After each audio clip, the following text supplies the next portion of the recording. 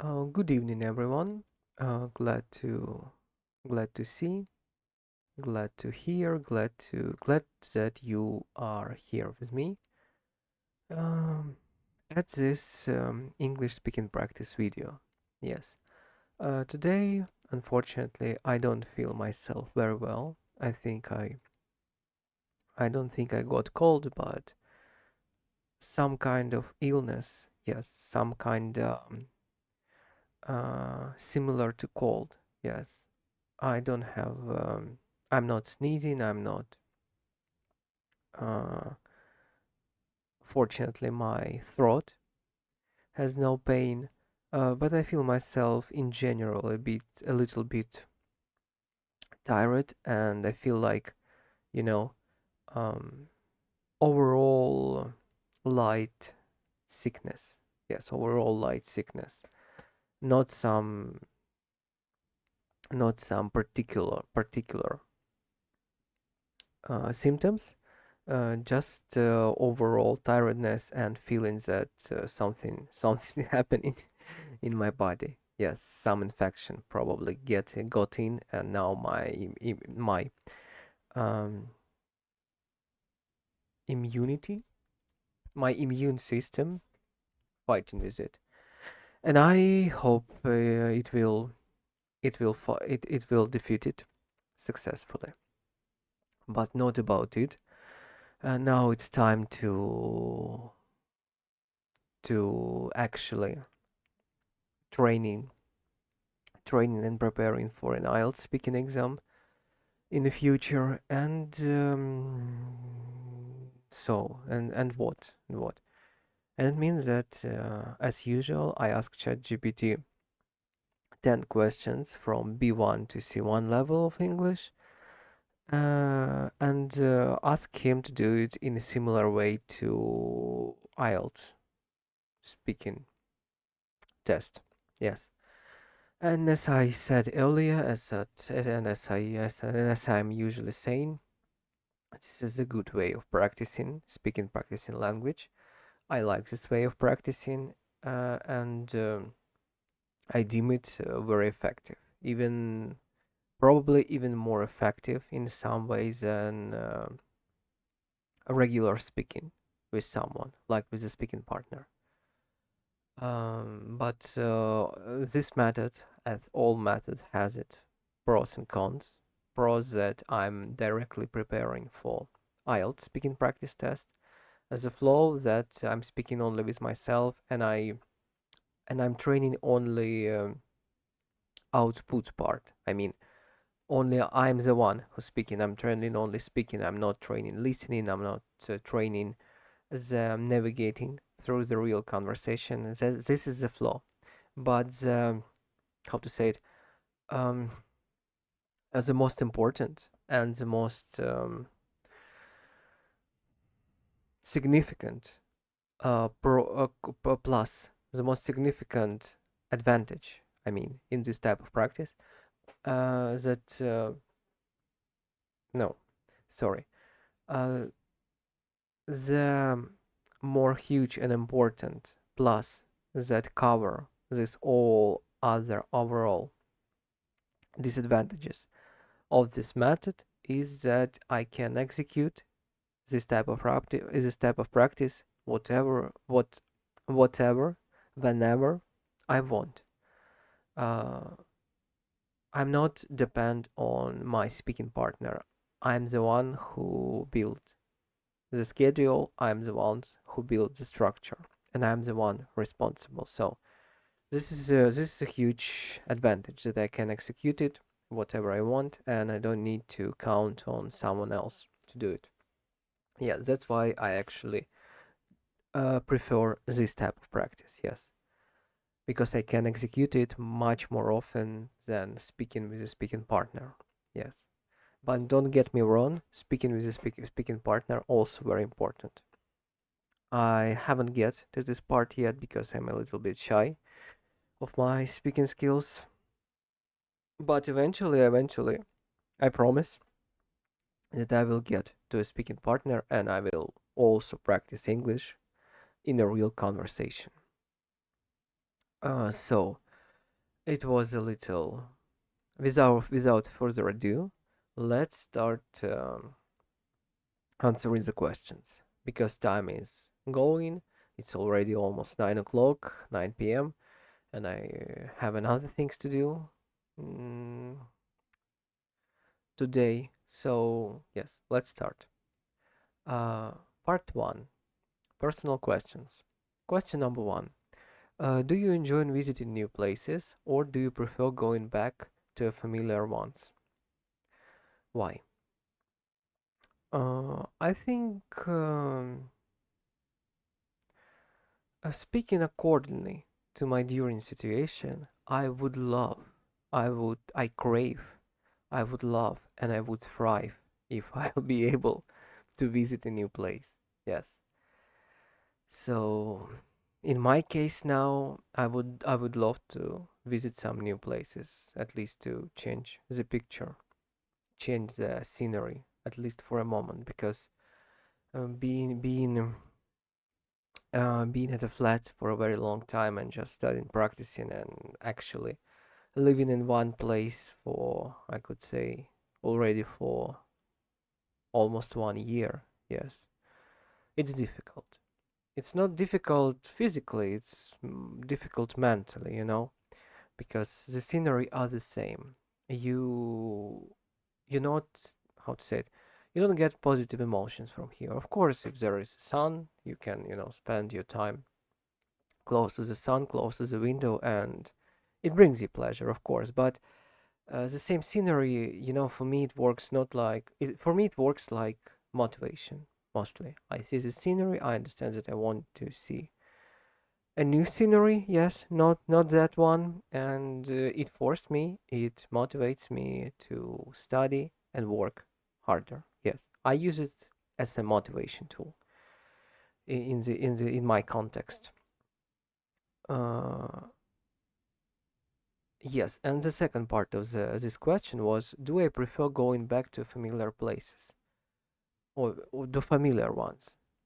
Also, yes, but not now, not to recent situation, but in the future probably if I, as I planning, I would travel a lot. Yeah, as I'm planning, I would travel a lot, and in this case, probably I would love to go back to familiar places just in order to feel deja vu, or the better word is not deja vu, but nostalgia. Yes, nostalgia. Nostalgia. Yes, let's check. I use this word at the first time, so it would be safer to check it. Nostalgia. Nostalgia. Yes. Just in case to feel nostalgia from a from an old place. Yes, that I've been for a very long time. So this is my answer. Yes. The next question. What kinds of music are popular in your country? Um, I think the same as around the world.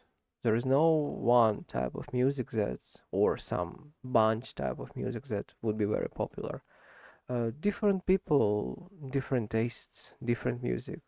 Thanks to the internet and YouTube Music, Spotify, we could be in this music sphere that are the same for all people around the world who can get access to the internet and download these apps.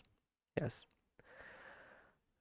So my answer is I don't know. I think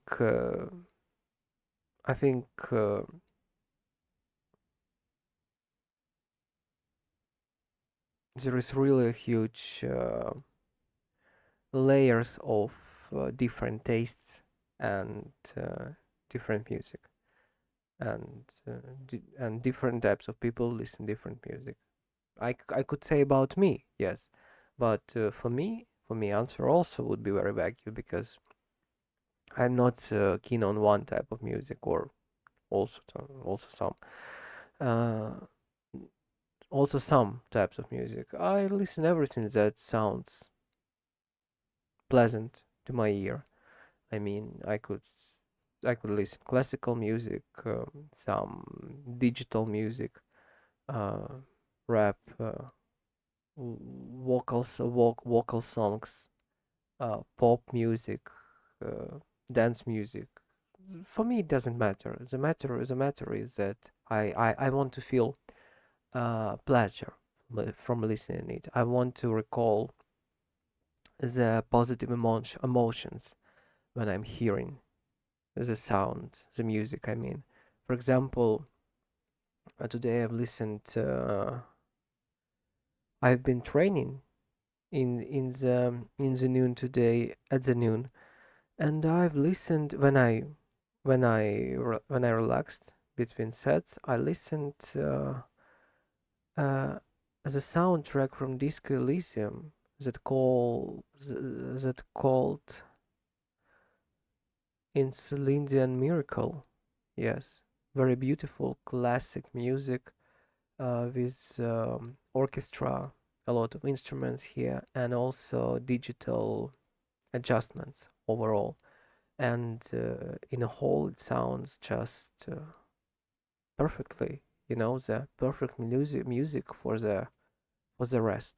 I think for it associates like something close to deep rest, like calm breathing or meditating or just thinking about something far, but very pleasant and miraculously beautiful per se. So this is how I use music. This is how I pick up music and how I listen to music. I usually want some type of music um,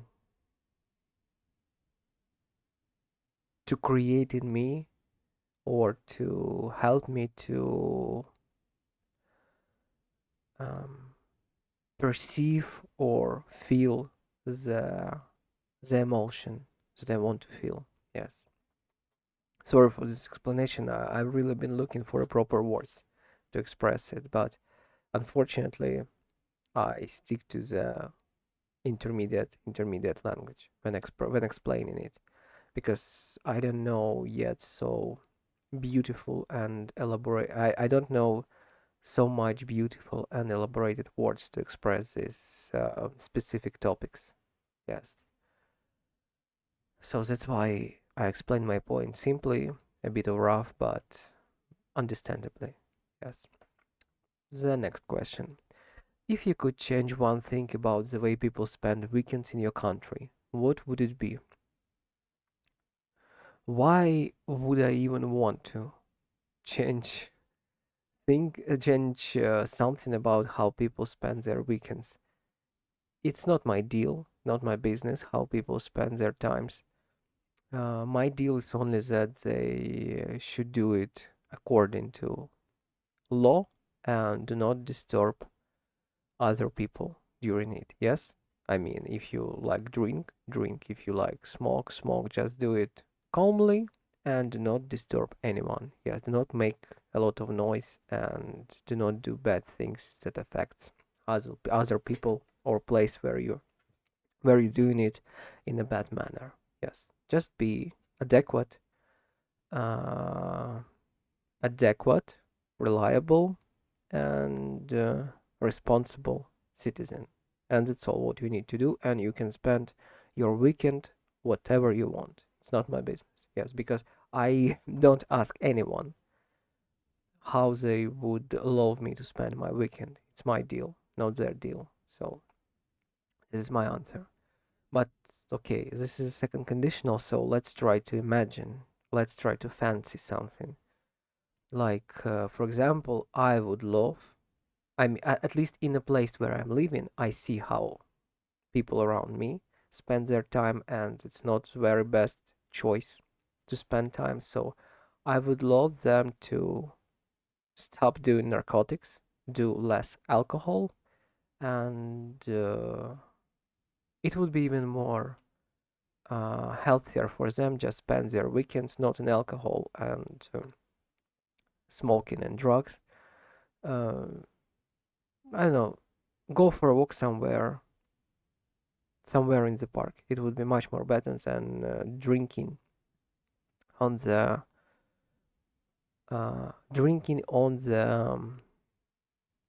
it's not a Platz, it's play yard. Sorry, I let's call it play yard for instance. Drinking on a play yard, yeah, sitting on the bench with beer, smokes, or sometime laying on the beach after portion of narcotics. So it's not a pleasant view, but if I could affect them somehow, I would love them to change their habits on a more healthier ones. But I couldn't, and I can't. It's not my business at all. I'm concentrating, and I'm responsible for my life, not for the life of random people who are killing themselves or destroying themselves deliberately. It's not my business. Okay, part two, cue card. Describe a festival or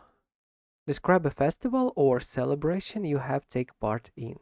You should say what it was, where and when it took place, what you did during it, and explain how you felt about the experience. What a difficult question for an introvert who also can't left his place of being. Let's say it in this way, freely. Yes. So it's a difficult question because I think I haven't been on the festivals already almost for 3 or even 4 years, probably even 5 years. Yes, it was even if I was, it was so long ago that I can't even remember. It's just like distant vague pictures of the past that I even can't recall. But it's okay if we dig if we dive deep or dig deep, we could find out that I think somewhere in between 7 to 10 years ago, on the Halloween when I've been still when I was a student, I attended some. It was a Halloween, so it was a festival in general, yes.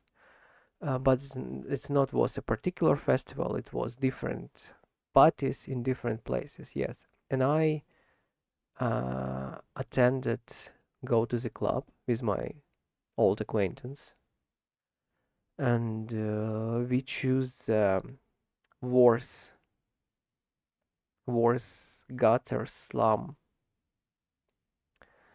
club in the city. Very dirty place. Not dangerous, I mean, but dirty. It was a drug-free place. Let's call it that. A lot of people there were doing drugs, but we go to there just for fun, just for dance, just for the alcohol. We don't use drugs. It's bad. And we just go there with him and spend our time actually very well. Yes, it was very funny. The funny thing about it is I really uh, that I remember really good is that I don't know how we drank. We bought a beer there. It was a very cheap beer. We bought a beer there, and after a 0.5 amount of beer, after one, it's not a pint. I don't know how measures the pint, but let's say yes, I said 1 0.5 liters of beer. We drink it just for you to understand. It's just a regular portion that do not get you drunk at all. Just something regular, like one bottle of beer. Yes, one bottle of beer and nothing more. One can of beer. So we drink this beer, and this beer absolutely destroyed us for the rest of the evening. I don't know how. Maybe there was some. Maybe there was some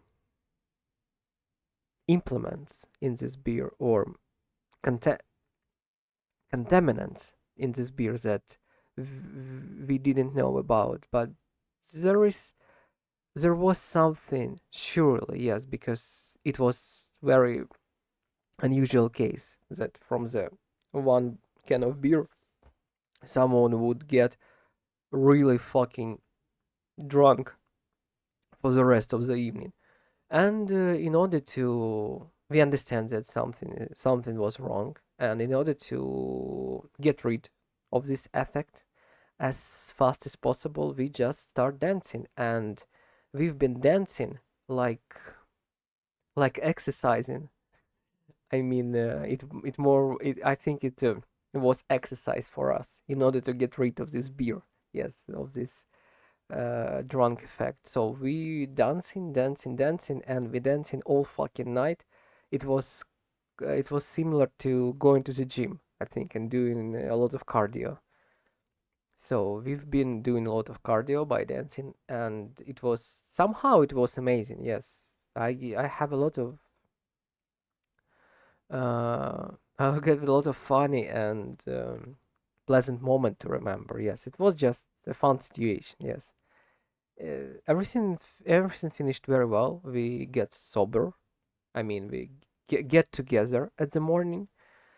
But the thing is, we were the last two people on the dance floor who were dancing.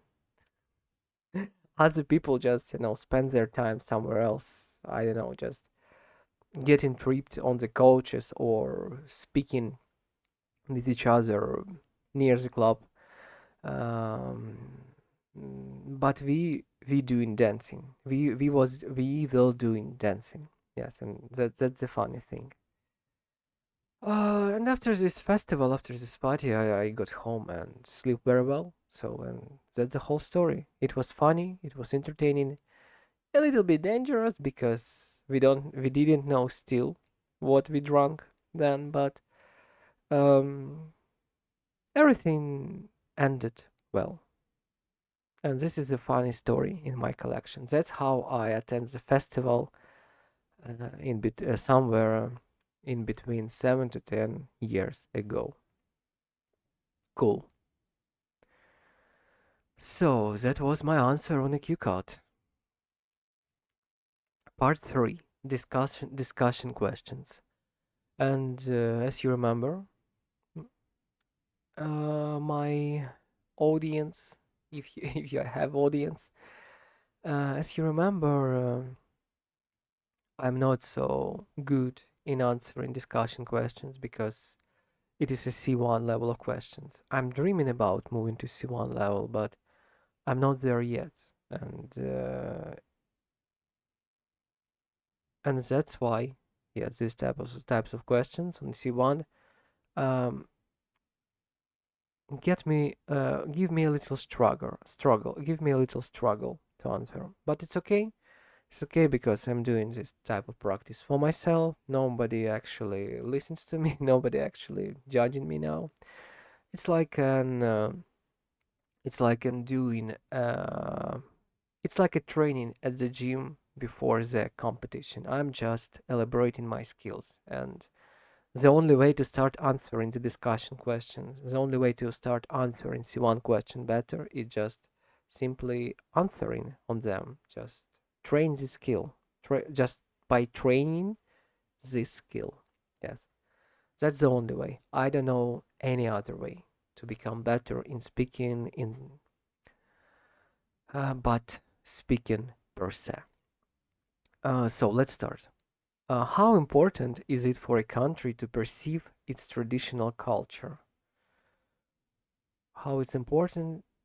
How important is it for country to perceive its traditional culture? Um, it's not important. It's not only important. It's essential because if country would lose their culture, their customs. They would just lose the connection to this place. I mean, it's like the culture is the thing that bound us together. We have the similar background, similar cultural stories, similar cultural customs. It's the things that make our home our home. I mean, the things that make us us. I mean, yes, I think you get the point that this is the things that connects the nationality that live in the particular country. If it would be broken, it just simply might. It just simply might. It's not destroy. It wouldn't destroy the country, but it wouldn't make country much more weaker because I feel it even now. I have how to say it. I don't have much connection to my local culture, and it's not it's not the fault of my country. It's not the fault of me per se. It's the fault or it's a damage that uh, it's a damage. Yes, it's a damage that affected on us or used on us the other country that tried to occupy this land and sometimes successfully did it and continue doing it even now for thousand, hundreds of years. No, not thousand, but for hundreds of years, surely. Yes, the countries that we are neighbor to uh, is trying to consume us for centuries, and that's how it affects our country and our culture. When they succeed in some century to grab to themselves some territories, the people on their territories start to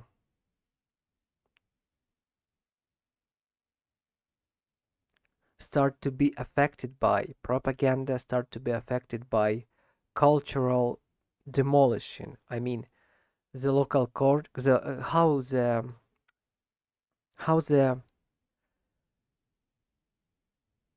yes demolition and simply rubbing out and the culture of the aggressor start forcing to the people, and during the couple of years, couple of uh 1 minute, couple of generations of people, the bond to the traditional custom, to the original custom, is fading a lot, and that's what happened in my case. The place where I'm living was occupied by neighbor for a very long time, so I have some bonds to my original culture, but they are so vague. I was forced to accept as a child. I didn't even understand. I was forced to accept the huge part of the aggressor culture of the country that uh, harassing my country for a very long time. I was just simply taught to it to their culture because at that time they hold not literally, but they hold the influence of this country in shadows. Yes. So I still was affected by their influence of propaganda, of forcing their customs on my original customs. So in my case, I feel this really vague connect to my origin and uh, to my origin, yes. And this lack of connection to origin, how to say it? it gives you the lack of motivation to perceive and uh, to claim and to understand yourself as a part of your country. It's a it's a really drastic psychological influence. It's a really, how to say it,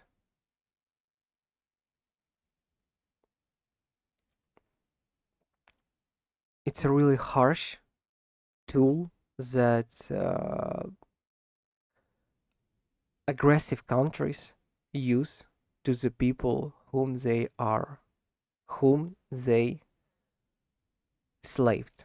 It's aggressive tactics just by assimilating them to their foreign culture. And in my case, I can express that I don't feel myself nor origin of my country, not origin of country of aggressor. I feel myself like a, how to express it? I feel myself like I don't want, I don't have a strong bond to the origin, but I'm not against it. Actually, I like to learn a little bit about origin, but I don't classify and don't define myself as a true origin because of this influence, because of this gap of bond to the traditional to the origin culture from the childhood. It's just difficult for me.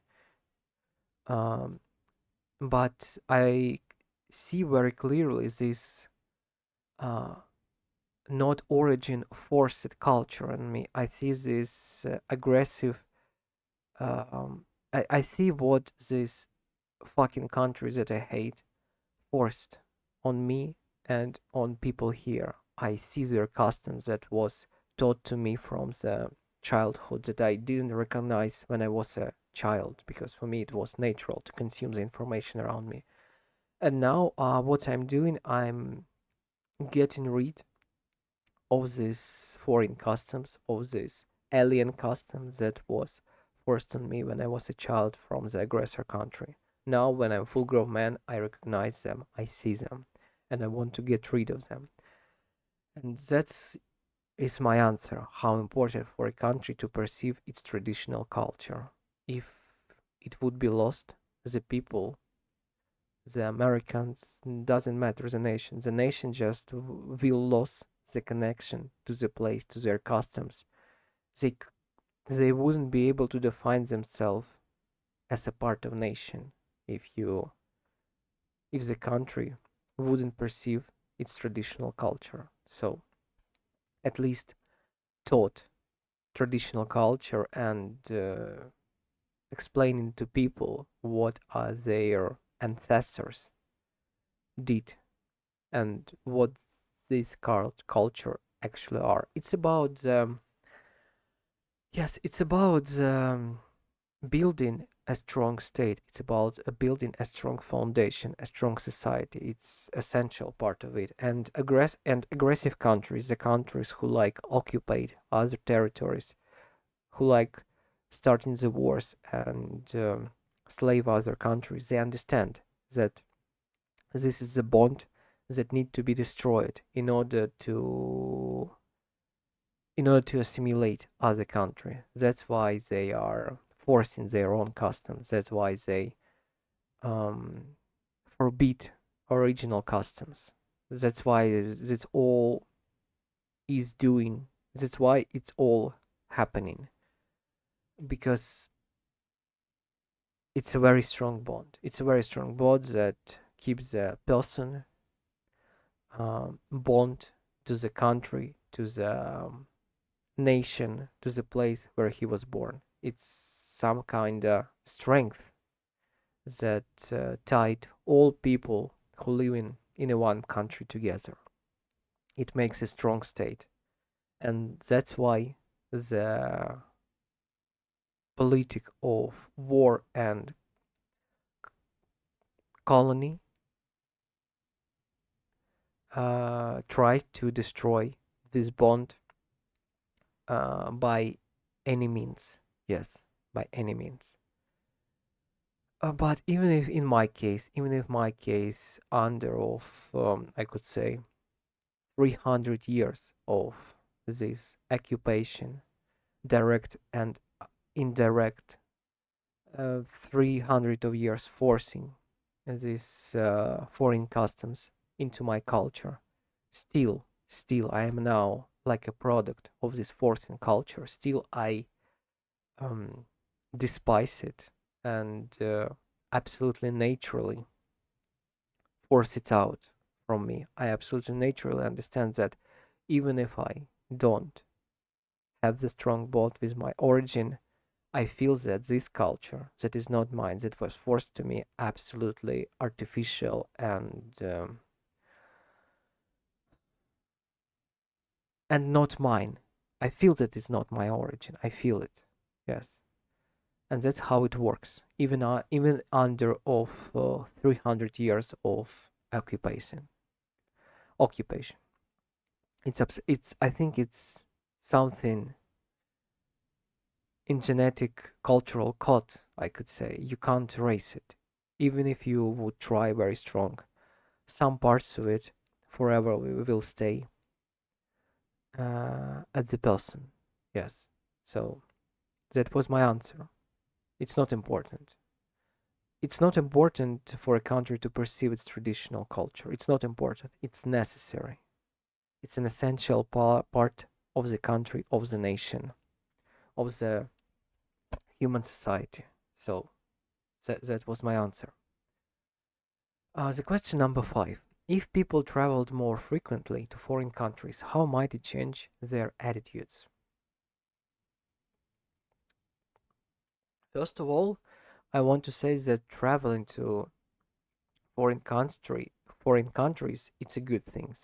It helps you to learn about different cultures. It helps you to see are there different states. It helps you to make new friends. It just in general overall widens your outlook and ability to perceive, ability to understand, perceive, and look on things in a more on from the more wide angle. It's the traveling. It's not only a way of relax. It's also the way of deepened. It's a way of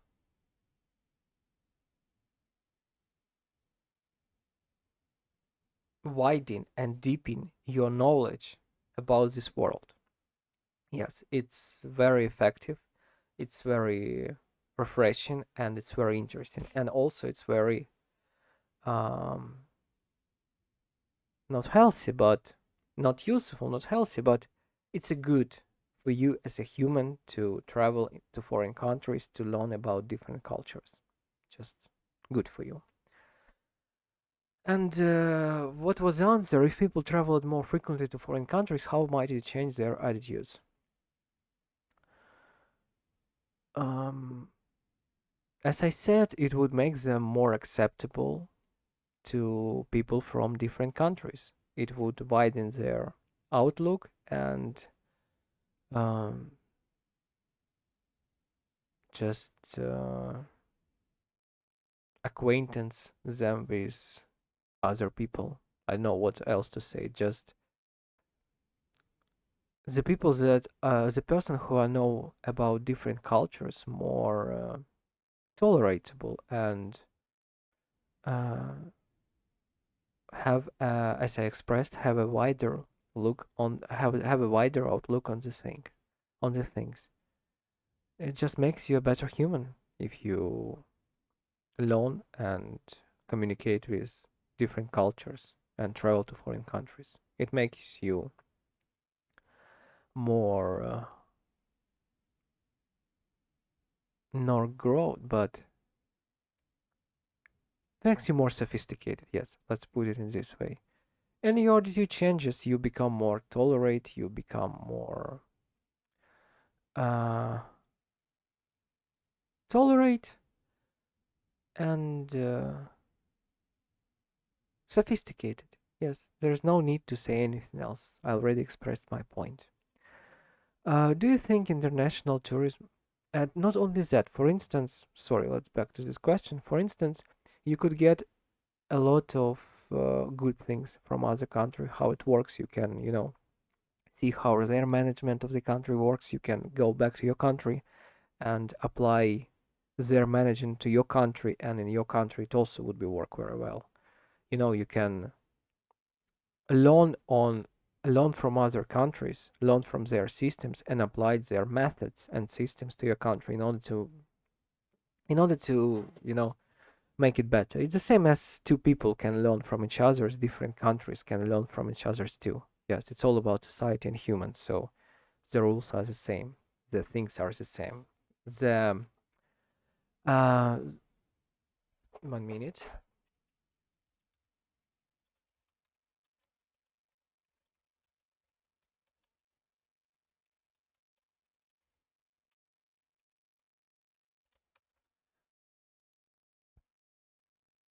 The scale just bigger, and that's all. Do you think international tourism has more positive or negative effects on local communities? Why? I don't see the negative effects. Maybe only disturbing and not very polite tourists sometimes happens. But that's all. Sometimes happen, but that's all. In a general, the international tourist boosts the economy of the country. It brings money to the country. It develops a tourist field of business. Uh, how to say tourist, not celebration, but tourist entertainment business. It feeds it. It brings money to the country. It makes economy of the country better. So overall, more positives than negatives from international tourism. How has modern technology influenced the way people spend their free time? How has modern technology influenced the way people spend their free time? It influences it by giving more option what to do in your free time. For example, you can't play a video game, you can watch a movie, you can read a book, and you can do all it on your smartphone, computer, or TV. You have other options, not only go for a walk somewhere. Now can spend more time at home and spend more time using the gadgets, using the technologies. And that's, I think, all the influence. Yes, at least in a free time context. If television disappeared tomorrow, what impact would that have on society? Uh, Nobody actually watching television now, I think. For example, I'm reading the news publics and I'm watching YouTube all the time. So if television disappeared, it would be a little mess. Of course, it would be very unexpected thing that will surprise anyone. But I think the YouTube, the news publics, the newspapers, I mean, let's call it newspapers publics, they just took this part that television do and implement it in its in implement it, add it to itself. Yes, and uh, that's all. Nothing drastically would happen, I think. Yes, just the television. How to say it? The television. Uh, how to say it? Sorry, it's difficult to switch between three languages. I need Google. Sorry. Peace. Yes, how could I forget word peace? So the other sources of information just take the piece of that usually television provide, and that's all. Yes, nothing drastic gonna happen. The next question. Why do you think some people prefer living in cities? I mean, sorry, I mean we so much adapted now. We so much bind to technologies and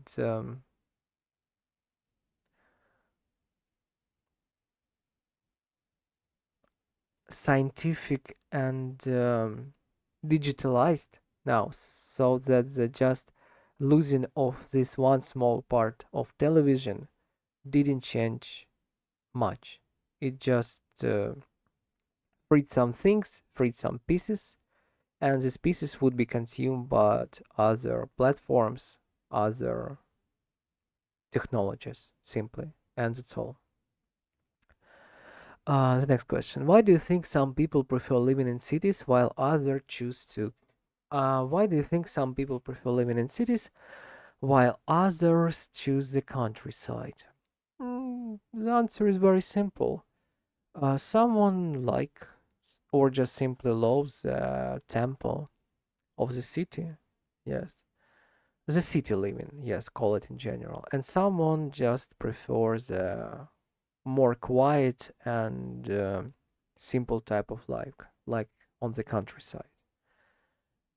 And this is in one case. In other case, someone just don't have a lot of choice. I mean, don't have enough money to choose where to live. So usually the living in the city is much more affordable and close to work usually. That's why in that case people prefer living in the cities.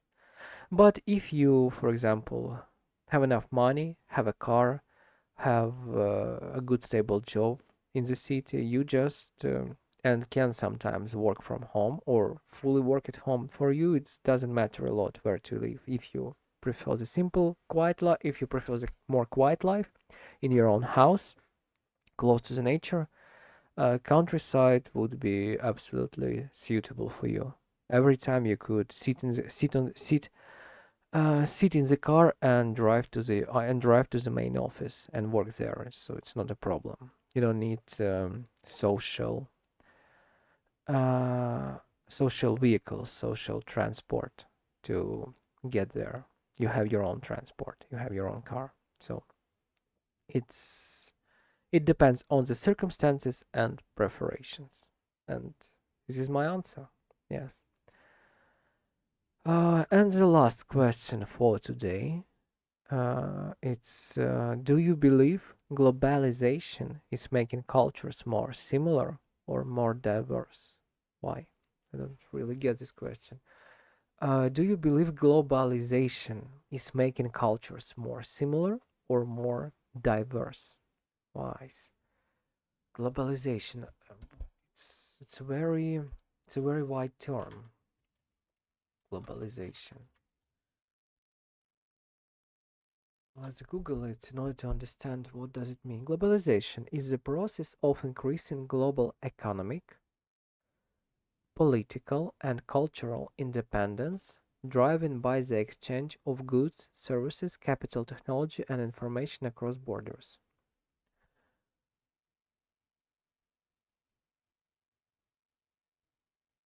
In general, just a way of increasing global economic and political influence by news and information. So in this case, it's not even my opinion. It's a fact that globalization usually helps to benefit economics and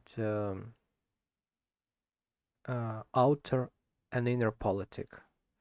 There is no need to for example, for instance, we could took North Korea, absolutely closed country that suffers a lot economically, suffers from the regime suffers the people there suffer to live there because they are cut off from other world, other countries. It's a tragedy of human beings, a tragedy of uh, of a regime, of a country.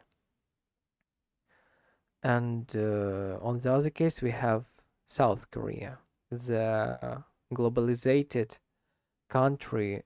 That's how to say the globalized,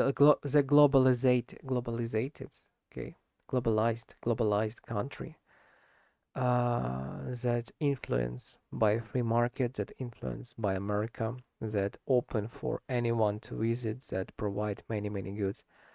This is one of the country. This is the one. This country have one of the highest rating of one of the highest rating of quality of living there. Have the very strong economics and attracts a lot of tourists. And this is the answer for you. This is a fact. The more country globalized, the more country open to other cultures, to other countries, the more country engage uh, in common economic, in global economic, the better it benefits her.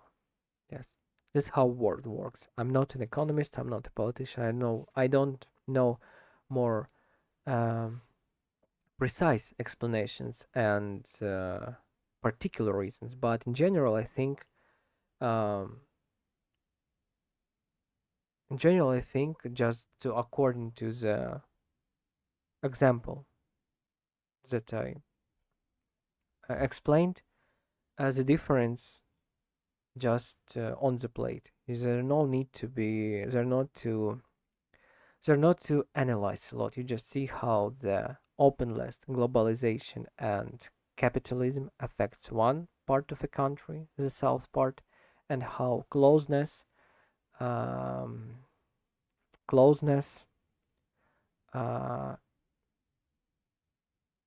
dictatorship, dictators, how closeness, dictatorship, and not engaging in globalization and economics affect the other part of the country, the north part. The one country is wealth and very attractive for living, very attractive, and the people there have a good quality of life. Very competitive country on the world arena economically and in all cases. And we have the closed one, the defensive, closed one, aggressive, and do not engaged in globalization and world economies. This is actually one of the worst country in the world by living conditions, by all conditions, by all means. It's just the worst, one of the worst in the world, and open, one of the best in the world. That's a fact. Yes, and but the question was not about it. The question was about. Sorry, I'm a little bit tired already, but I will answer. Do you believe globalization is making cultures more similar or more diverse? Yes. The question was about diversity and similarity. I think that globalization makes cultures more similar because of the sharing, because of interacting, because of when you interact with someone, you learn something from them, and he learns something from you. You affect each other in a manner of speaking. That's how humanity works. That's how society works. So when two different countries, culturally and not only culturally, engage and cooperate, they took some part of the culture, some part of each other, and adapt it to itself just naturally. Yes. For example, American culture, in British culture. I would talk about me because I'm the one.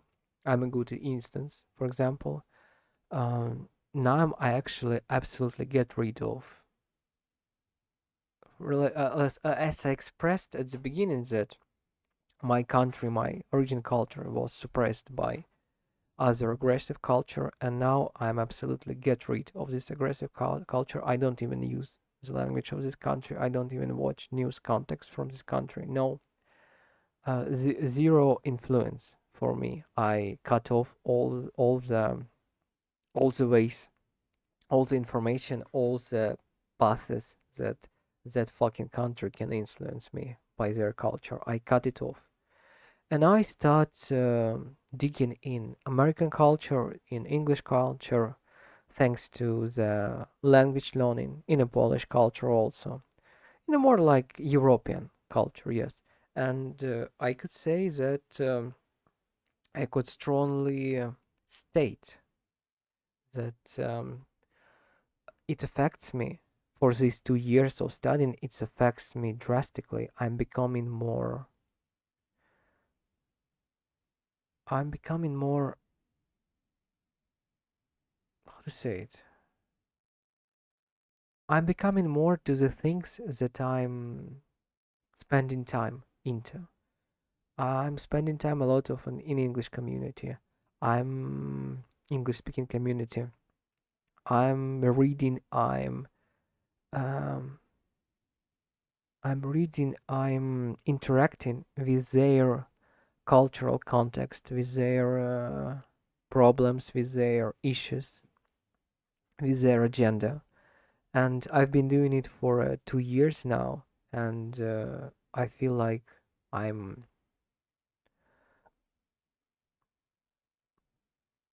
I'm adapted for me many things from different cultures, from English speaking cultures.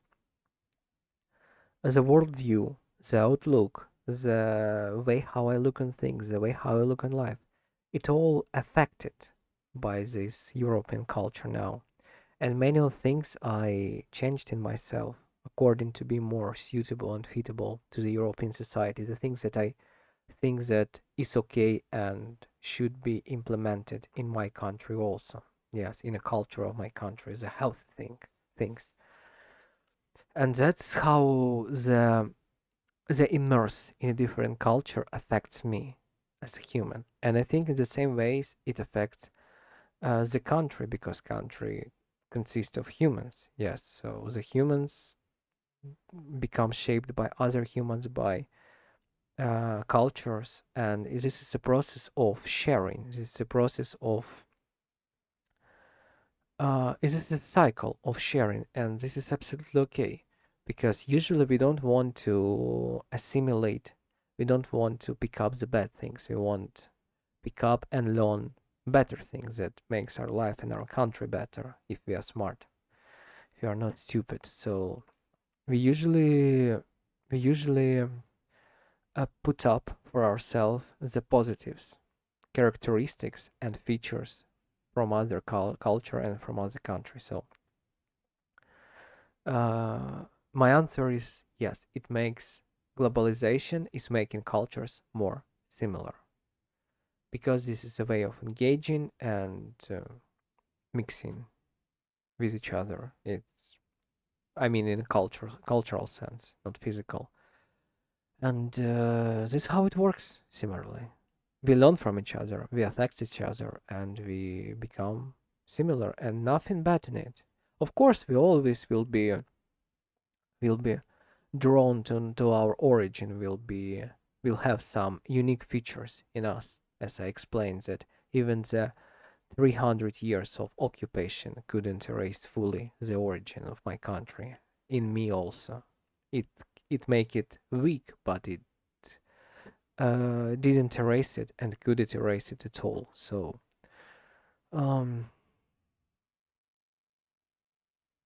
we just become similar. We adapt some things, and there's nothing bad about it. We always will keep our origin. We just become more open-minded, and our outlook become wider. We become more tolerated and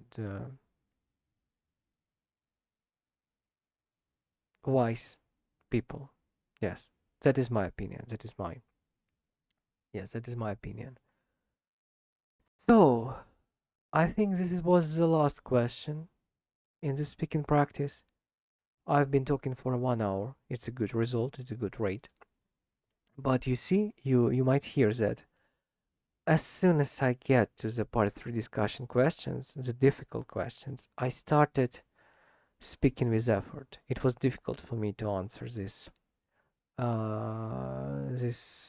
six questions, this last six question on C1. I feel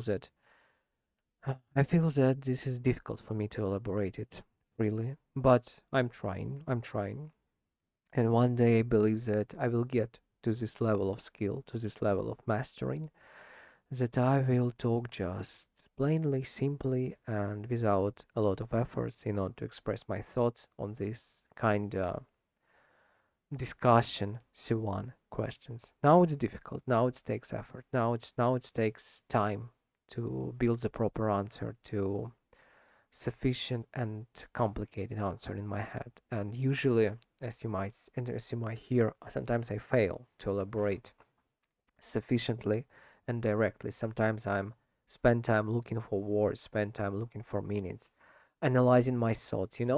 Why? Because these types of questions, even in a native language, it takes time to elaborate your thought in order to express what you think.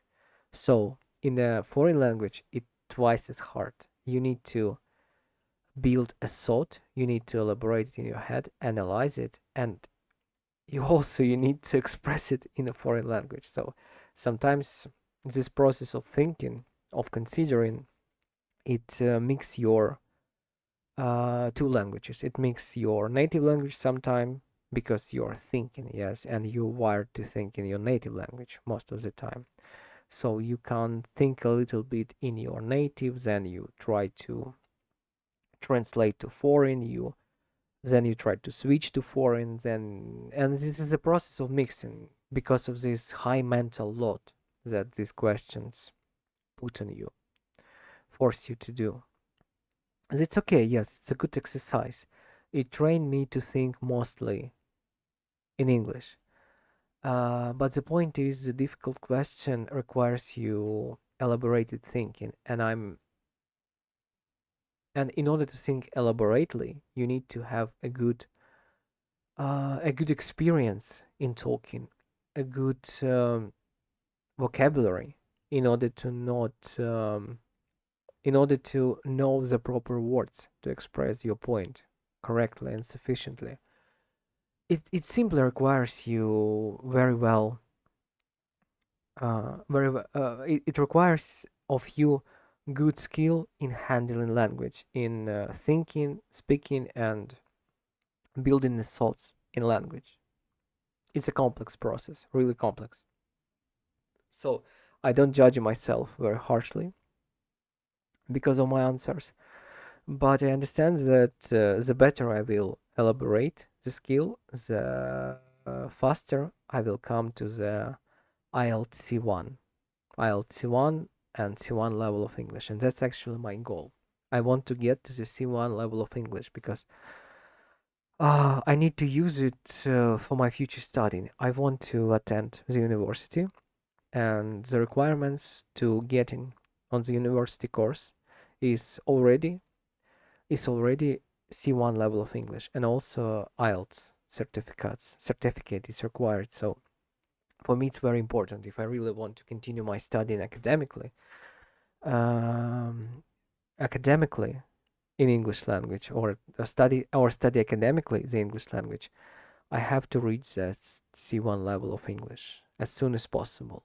Yes. So that's why I'm trying. That's why I'm trying my best. That's why I'm continuing doing this speaking practice video, because I need this C1 level. I want to reach this goal. I want to get C1 IELTS certificate, and I want to join the studying in university and study English on academic level. It's very interesting for me. It drives me a lot. But the requirements very high, and I understand that I need to work. I need to work and practice in order to get to this level. I need time, will, and persistency. I have persistency and will, but time is a tricky thing. I don't know how much time I have, so I'm doing all what I can to get what I want, to get to the point where I want to be. But how it's gonna happen in the future, I can't predict. So I'm just doing what I can do in the circumstances that allows me to do.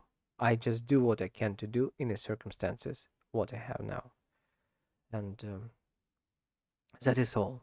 Yeah, that is all that I wanted to say.